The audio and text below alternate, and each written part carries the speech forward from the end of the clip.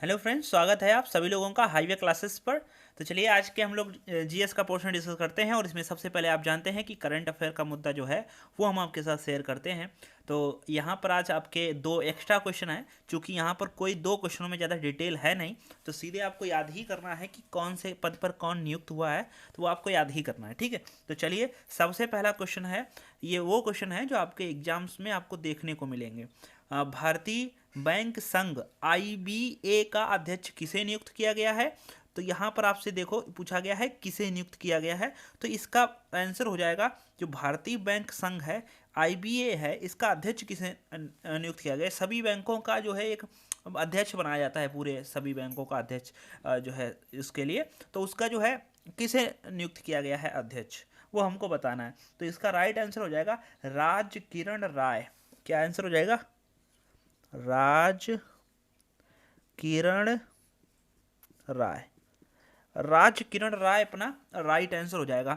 और हम जानते हैं जो हमारी एक बैंक है जिसका आरबीआई नाम है, भारतीय रिजर्व बैंक, और इसके अध्यक्ष जो हैं 25वें नंबर के इसके जो गवर्नर हैं वो आप सभी लोग जानते हैं शक्तिकांत दास हैं। ठीक है, शक्तिकांत दास हैं आरबीआई के गवर्नर प्रेजेंट टाइम में। ठीक है, आप इनको ध्यान रखना है। आपसे एक क्वेश्चन हमारा रहेगा, बताओ जो है 24वें गवर्नर कौन है, ये आपको बताना है। ठीक है, चलो अगला क्वेश्चन है, क्वेश्चन नंबर आपका यहाँ पर 2 रहेगा। ये देख लीजिए क्वेश्चन नंबर 2, भारत के सूचना आयुक्त कौन है? तो बताओ भारत के सूचना आयुक्त कौन है। ये भी आपसे इंपॉर्टेंट सवाल ही रहेगा, और इससे पहले हम शायद उम्मीद है कि एक बार आपको बता चुके हैं कि भारत के सूचना आयुक्त कौन है। और ये क्वेश्चन नंबर 1 जो है मिटा दिया जाएगा, ठीक, जिससे कि हमारे पास स्पेस आ जाए। तो भारत के सूचना आयुक्त कौन है बताइए। तो भारत के जो सूचना आयुक्त हो जाएंगे वो यश वर्धन कुमार सिन्हा हो जाएंगे। यश वर्धन कुमार सिन्हा। आप क्या करना है, आपको एक 20 रुपए वाली अच्छी फेयर कॉपी बना लेनी है, और जो क्वेश्चन आपको नहीं आते हैं उनको आपको नोट करके बार बार दोहराना है। ठीक है, यश वर्धन कुमार सिन्हा है भारत के सूचना आयुक्त, इसमें कुछ है नहीं, बस आपको सीधे याद ही करना है। चलो क्वेश्चन नंबर 3 जो आपको दिख रहा है स्क्रीन पर, कहा जा रहा है क्वेश्चन नंबर 3 में यूपी के किस रेलवे स्टेशन का नाम बदलकर सिद्धार्थ नगर रेलवे स्टेशन कर दिया गया है। तो आने वाले जितने भी यूपी के एग्जाम से हो सकता है, बहुत ही इंपॉर्टेंट क्वेश्चन है आपके लिए, तो ध्यान रखना है। जो नौगढ़ रेलवे स्टेशन है उसका नाम बदल कर दिया गया है Siddharth Nagar railway station. UP के अंदर एक नौगढ़ रेलवे स्टेशन है, उसका नाम बदल कर दिया गया है। तो इसका राइट आंसर हो जाएगा Naugarh railway station. Naugarh railway station, आपसे पूछा जाएगा कि बताओ नौगढ़ रेलवे स्टेशन का नाम बदलकर क्या कर दिया गया है, तो आप उल्टा बताएंगे कि भाई सिद्धार्थ नगर रेलवे स्टेशन कर दिया गया है। एक सवाल हमारा आपसे रहेगा, बताओ ये जो नाम चेंज होते हैं इनसे क्या फ़ायदा है। तो मतलब क्या आपको लगता है कि नाम चेंज करने चाहिए कि नहीं करने चाहिए? जैसे अभी आप देख रहे होंगे कि नौगढ़ रेलवे स्टेशन का नाम बदलकर सिद्धार्थ नगर रेलवे स्टेशन कर दिया है, क्या इसके पीछे लॉजिक है, आपके मन में क्या आता है? तो आप थोड़ा हमें कमेंट बॉक्स में बताओ, तो देखते हैं कैसा सभी लोग सोचते हैं इसके बारे में। ठीक, आजकल तो बहुत ही सरकार में तो बहुत ही नाम चेंज किए गए हैं, तो क्या लॉजिक है इसके पीछे, किस आधार पर ये नाम चेंज करते हैं। क्वेश्चन नंबर 4 है, मुंबई की 23 वर्षीय युवती ने 2020 में wild life photographer of the year का पुरस्कार जीता है।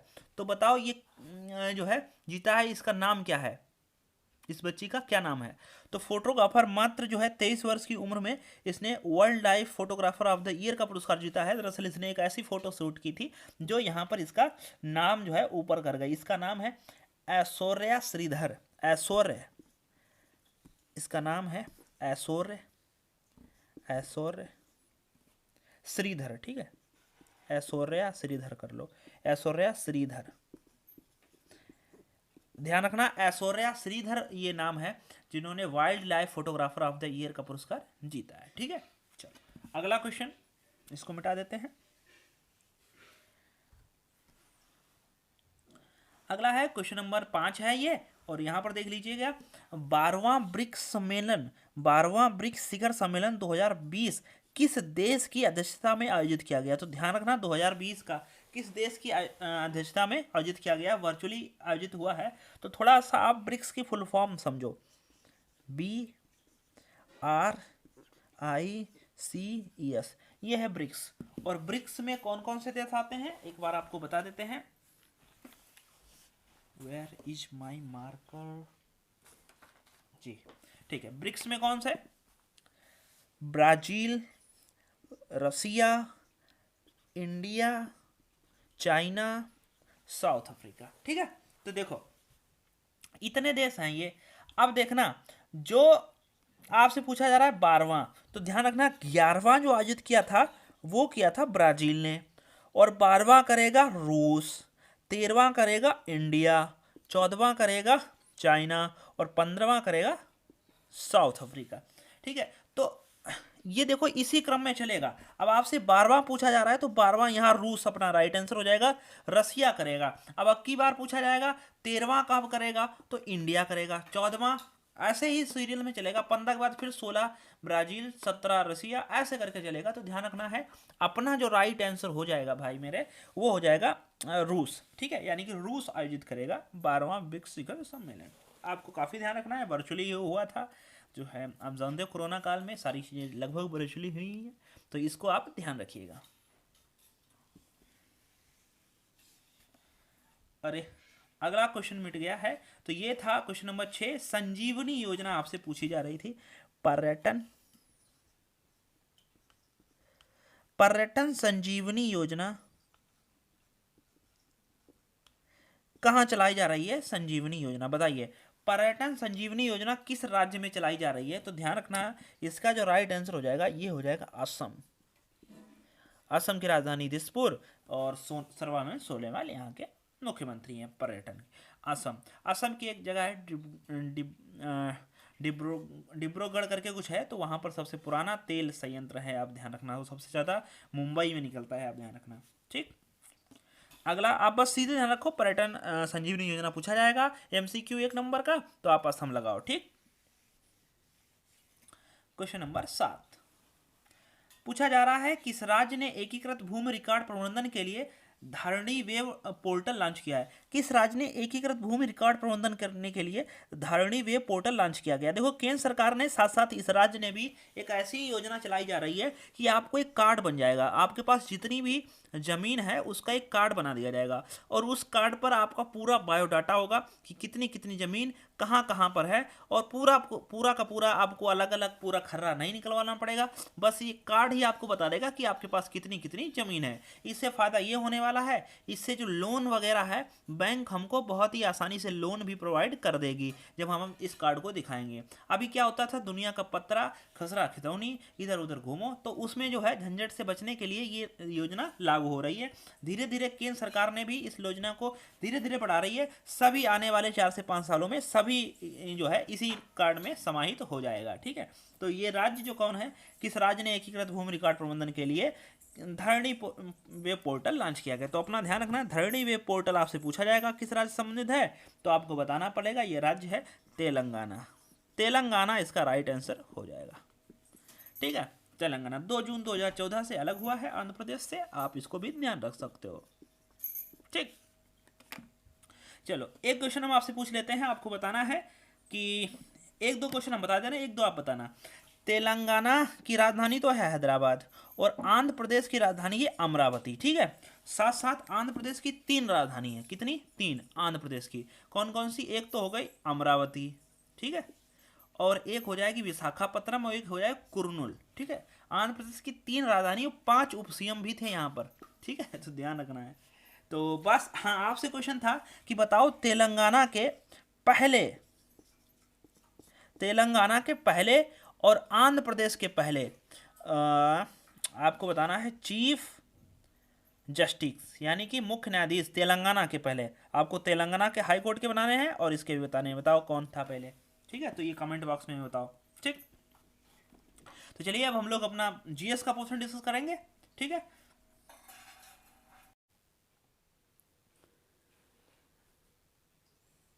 चलिए हम लोग देखते हैं। यहाँ पर आपके मिक्स टोटल क्वेश्चन रहेगा आपका लगभग में 25 to 28, क्योंकि 1 2 3 4 करंट अफेयर के क्वेश्चन निकल जाते हैं, इसलिए हम आपको पहले ही करंट अफेयर के क्वेश्चन बता देते हैं जो आपके आगामी परीक्षा के लिए बहुत ही इंपॉर्टेंट है। अच्छा, ध्यान रखना है कि जैसे आप मान लेते हैं आपकी कल परीक्षा लगी है और करंट अफेयर आप आज का पढ़ रहे हो कोई फ़ायदा है नहीं। आपको करंट अफेयर पढ़नी है 1 साल पीछे की, 6 महीने पीछे की, ठीक है। तो ऐसा मत करना आपका परीक्षा लगा है कल परसों या 10 महीने बाद परीक्षा लगा है और करंट अफेयर आप आज का पढ़ रहे हो, ठीक है। तो ये थोड़ा सा आप रिवाइज करके सोच के देखना, क्योंकि इससे पहले पेपर बन चुका होगा 1 महीने पहले या 10 15 20 दिन पहले ही पेपर बन जाता है, तो आपको करंट उसके बाद की नहीं पढ़नी है, ठीक है। तो ये ध्यान जो है लगा के काम करना, ठीक है, दिमाग लगा के। बहुत से बच्चे पढ़ते रहते हैं, उन्हें पढ़ने से मतलब है, ठीक है। तो ये चीज़ ध्यान रखना। और जो हम करंट अफेयर डिस्कस कर रहे हैं वो आपकी 1 साल पीछे और 6 महीने के बीच की है, ठीक है, 6 महीने के बीच की है, तो आप उसको बनाए रखिए। चलो, क्वेश्चन है 1711 से, गोल्डन फाइबर के रूप में किसे जाना जाता है? तो गोल्डन फाइबर के रूप में जूट को जानते हैं हम लोग। जूट, और जूट जो है उत्पादन करने में भारत प्रथम स्थान है। ये भी अपने आप में बहुत ही इंपॉर्टेंट क्वेश्चन है। और पश्चिम बंगाल में सबसे ज़्यादा जूट होता है। आप पुराने ज़माने से इतिहास से आप जानते चले आए जूट की खेती जो है। तो ध्यान रखना है, भारत उत्पादन करने में प्रथम स्थान पर है जूट, ठीक है। और यहाँ पर एक क्वेश्चन और भी है, रेयान। तो ध्यान रखना है, रेयान मानव द्वारा निर्मित प्रथम रेशा है, ठीक है। रेयान मानव द्वारा निर्मित प्रथम रेशा है।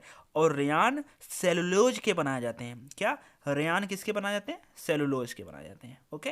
अगला क्वेश्चन नंबर 212 तो करंट अफेयर का है। अगला है, which of the following option is not true of RBCs, यानी कि इनमें से कौन सा आरबीसी के बारे में सही नहीं है? Shape, circular and biconcave, तो बिल्कुल बात सही है। Function, transportation of oxygen and carbon dioxide, बिल्कुल सही है। जो हमारे खून का काम होता है ऑक्सीजन को संचरित करना और CO2 को भी साथ साथ में। साइज 5.7 माइक्रोन मिलियन, ये बिल्कुल गलत हो जाएगा।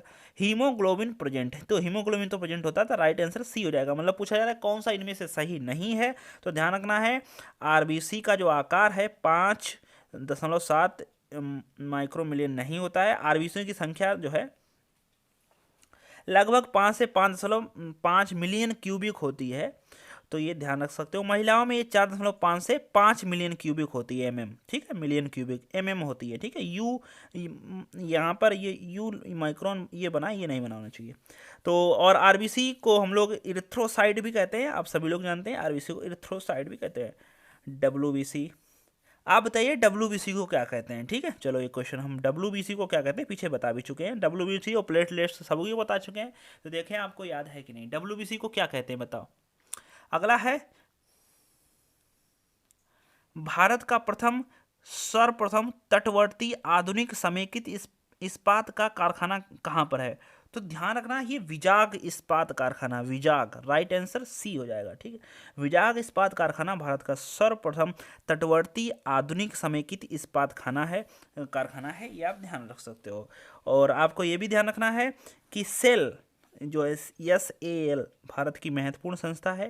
SAIL सेल का जो स्थापना है 1974 में किया गया था। किसका? 1974, ये ध्यान रख के लिख लेना। और भिलाई, दुर्गापुर और राउरकेला लोहा इस्पात कारखाना की स्थापना जो है प्रथम पंचवर्षीय योजना में की गई थी, ध्यान रखो, ठीक है। अगला,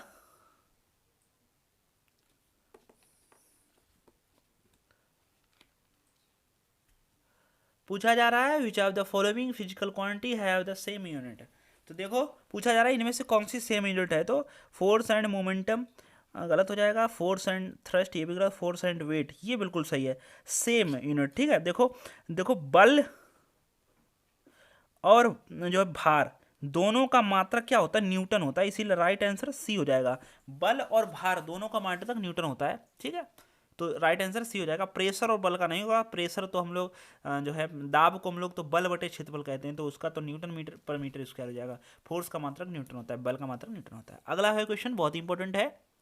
पूछा जा रहा है कि एक्टिनियम की परमाणु संख्या क्या होगी? एक होता है लेंथेनाइट, होता है एक्टेनाइट। ध्यान रखना, एक्टेनाइट स्टार्ट होता है 8-9 से, एक्टेनाइट 8-9 से, ठीक है। और ये जाता है 103 तक, यानी कि 89 से 103 तक होता है एक्टेनाइट, और एक होते हैं लेंथेनाइट। तो लेंथेनाइट को भी ध्यान रखो, ठीक है।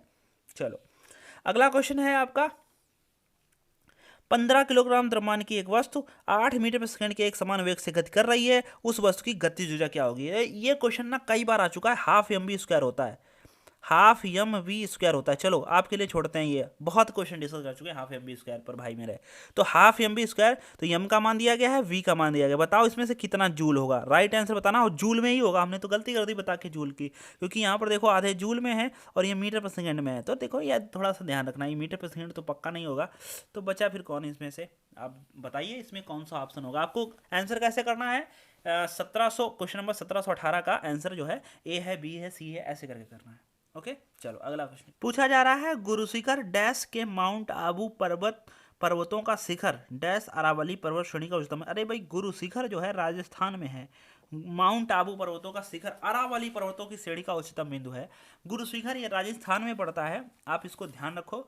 माउंट आबू यही है, गुरु शिखर राजस्थान में पड़ता है। बहुत ही अपने आप में अच्छा क्वेश्चन है और ध्यान रखना है, ये अरावली का उच्चतम बिंदु है और इसकी लंबाई गुरु शिखर की 1722 मीटर है लगभग में, ठीक है।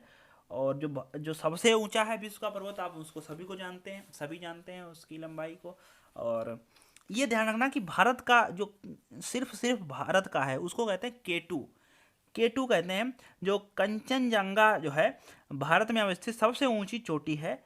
अरावली जो है विश्व के सबसे प्राचीनतम पर्वतों में से ऐसा है और अरावली के जो पर्वत हैं वो अवशिष्ट पर्वतों का उदाहरण है, ठीक है। चलो अगला क्वेश्चन है, एक क्वेश्चन आपसे है कि दिलवाड़ा का जैन मंदिर कहाँ स्थित है, किस राज्य में है दिलवाड़ा का जैन मंदिर, चलो बताओ। अगला क्वेश्चन है, a ray of light passing through the dash of a lens will emerging without any deviation, ठीक है। तो इसका राइट आंसर है ऑप्टिकल सेंटर। इसका मतलब है, हिंदी में हम आपको बता देते हैं, इसका मतलब है प्रकाशिक जो केंद्र है लेंस के अंदर स्थित वह बिंदु है जिसके गुजरने पर प्रकाश किरणों का विचलन नहीं होता है। यानी कि प्रकाशिक ऑप्टिकल सेंटर इसको कहते हैं प्रकाशिक केंद्र, ठीक है। आपसे पूछा जा रहा है यही चीज जो हमने आपको बता दी डिटेल में, ठीक है।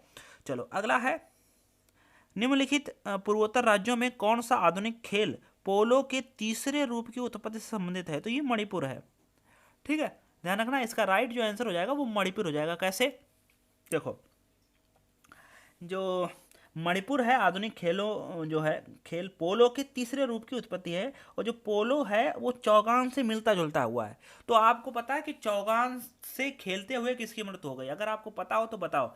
चौगान से एक सुल्तान मरा था दिल्ली सल्तनत का, लोग हमने हिंदी। और ये भी बता देते हैं, चलो हिंदी देते हैं, ये गुलाम वंश का था। गुलाम वंश का एक ऐसा सुल्तान था जो चौगान खेलते हुए मरा है। हमने आपको इतनी हिंट दे दी है। चलो कमेंट बॉक्स में लिखो, और अगर आप लिखते हैं तो उम्मीद है कि आप ढूंढ कर भी लिखेंगे, नकल करके भी लिखेंगे। अगर आपने लिख दिया और यही क्वेश्चन आपको अगर एग्जाम में मिल गया तो तुम भी क्या याद करोगे कि जो है हमने लिखा था कमेंट में। चौगान खेलते समय किसकी मृत्यु हुई थी, कौन सा ऐसा सुल्तान था दिल्ली सल्तनत का। चलो लिखो, देखे पता है कि नहीं, ढूंढ कर भी लिखो नहीं पता है तो इसका राइट आंसर हो जाएगा मणिपुर। नेक्स्ट क्वेश्चन है, which type of reproduction are bring greater diversity sexual, इसका राइट आंसर डी हो जाएगा, ठीक है। तो आपसे पूछा जा रहा है अधिकतर विविधता जो है लैंगिक प्रजनन से किया जाता है। तो आपसे पूछा रहा है अधिकतर विविधता किससे होती है, तो सेक्सुअल से होती है, लैंगिक प्रजनन से होती है अधिकतर विविधता, ठीक है। अगला है डेट सबसे सरल अल्कोहल है। तो भाई मेथनॉल है सबसे। तो देखो मेथ एथ ब्यूट ये सब आता है ऐसे, तो सबसे पहले मेथनॉल आता है। मेथनॉल सबसे सरल अल्कोहल है मेथनॉल, ठीक है।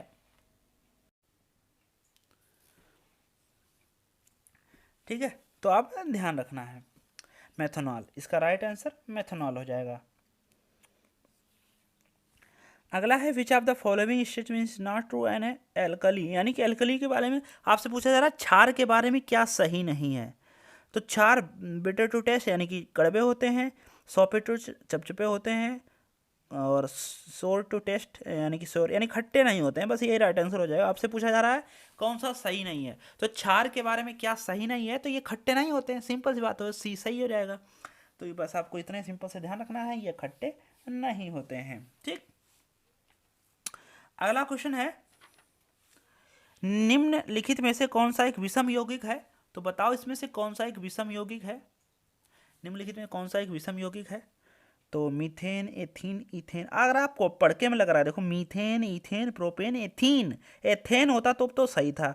ये हो जाएगा अलग ग्रुप का। देखो 3 ग्रुप होते हैं, एल्केन, एल्कीन, एल्काइन। तो ये तीनों तो हैं एल्केन से, जबकि ये है एल्कीन से, और एक होता है एल्काइन। तो ये एल्काइन से नहीं है, एल्कीन से है, सेकंड वाले से है, ठीक है।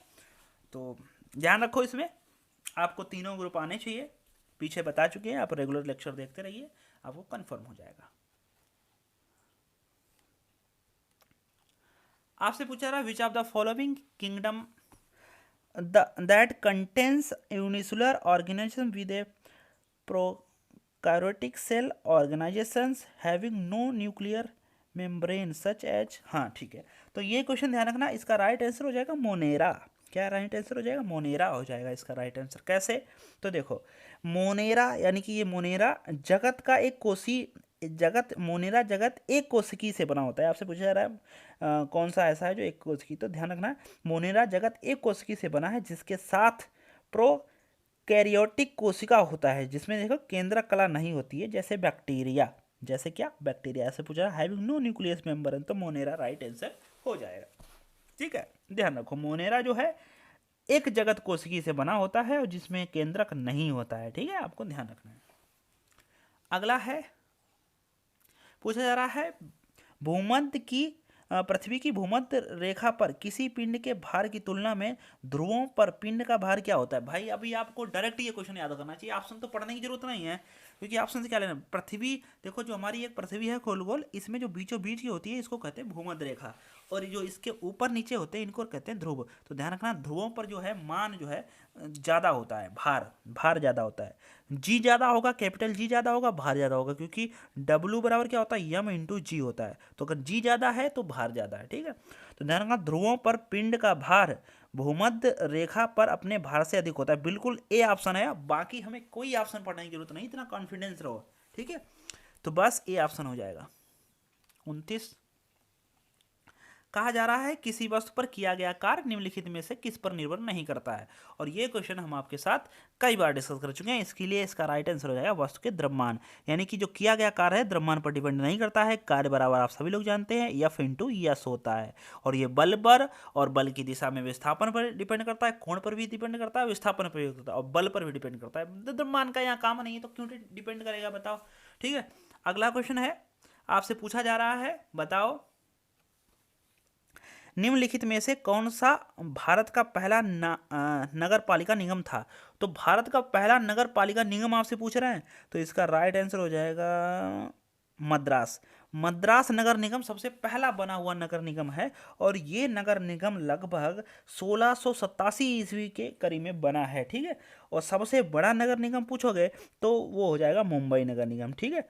और ध्यान रखना है 12वीं अनुसूची का संबंध नगर पालिका से है, बहुत ही इंपॉर्टेंट है 12वीं सूची का।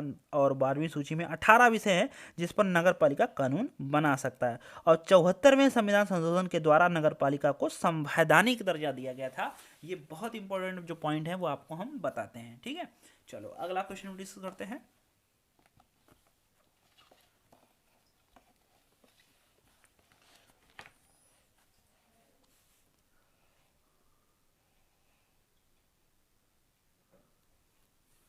पूछा जा रहा है which of the following reproduced by the budding, ठीक है। तो ईस्ट हो जाएगा इसका आंसर, ईस्ट। जैसे आप समझना, जो ईस्ट में प्रजनन है मुकुलन द्वारा होता है। पूछा जा रहा है किसमें प्रजनन मुकुलन द्वारा होता है, तो ईस्ट में होता है प्रजनन मुकुलन द्वारा, ठीक है। तो ये राइट आंसर, बस सीधे रटना है आपको, मुकुलन द्वारा होता है, ओके। अगला है त्रिपिटक डैश डैश उपवेदों का सबसे पहला संग्रह था। तो जो है त्रिपिटक आप जानते हो किससे, कौन से धर्म से संबंधित है, तो आपको पता होगा तभी आप आंसर कर पाएंगे। तो आप सभी लोग जानते हैं बुद्ध धर्म से संबंधित है, बुद्ध धर्म जिसके गौतम बुद्ध ने सबसे पहले किया। त्रिपिटक ध्यान रखना, गौतम बुद्ध से रिलेटेड है, बुद्ध धर्म से रिलेटेड है, और इसमें ऐसा कुछ खास नहीं है, ठीक।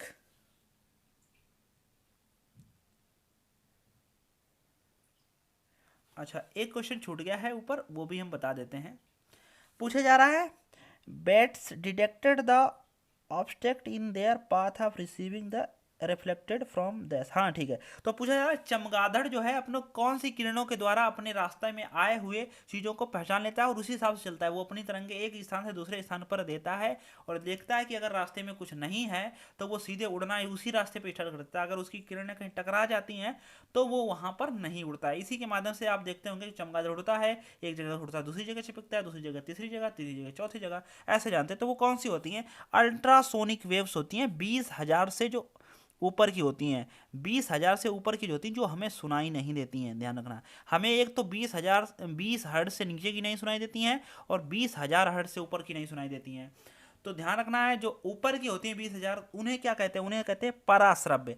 और नीचे वाले को जो 20,000 से 20 हर्ट्ज से नीचे हैं उन्हें अपश्रव्य कहते हैं, जो हमें श्रव्य होती हैं। अब पूछा जाता है कई बार श्रव्य तरंगे बताओ, तो ध्यान रखना है श्रव्य तरंगे कितने? 20 हर्ट्ज से लेकर 20,000 हर्ट्ज तक होती हैं जो हमें सुनाई देती हैं। और 20,000 से हर्ट्ज से जो ऊपर होती हैं वो चमगादड़ और कुत्ते को सुनाई देती है। इसीलिए देखा होगा जब हम लोग कितने भी धीमे धीमे पैर या ऐसा कुछ भी रखें तो कुत्ते को कितनी जल्दी सुनाई देता है, एकदम से उठ के बैठ जाता है ना। तो ऐसे आपने कई बार देखा भी होगा। ठीक है, चलो 36 तो हम लोग डिस्कस कर ही चुके हैं। और 37, हाँ, how much current will an electric heater coil drawn from 220 यानी कि 220 volt sources is resistance of A coil is 100 Om.